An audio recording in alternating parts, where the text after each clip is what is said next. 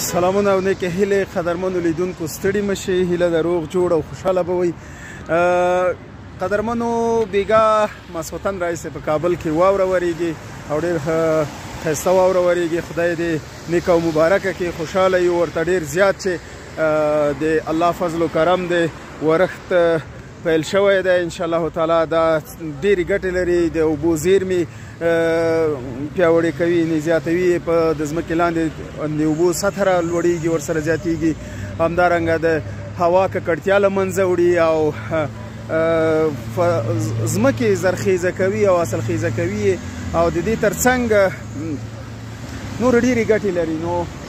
ژمي کې چې یخني نه وي زیاتره اکثره هغه نباتات او هغه چې دی هغه یخنۍ ته ډېر ضرورت لري نو هغه لپاره دا ډېره ښه خبره ده چې ورک وشي خلک ډېر په تشویش او په اندېښنو کې وو چې څه کال ورښتونه نشته دا فضل د خدای ده خدای دې د برکت او دغه واوره کې ورښت کې خدای دې خطرونه لرې لري او خو په آخر کې تاسو نه یوه غوښتنه دا لرمه چې ورښتونه ښه دي واوره ښه ده یخني خو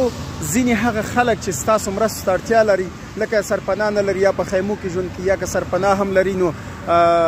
څه دي د خس او بخارۍ او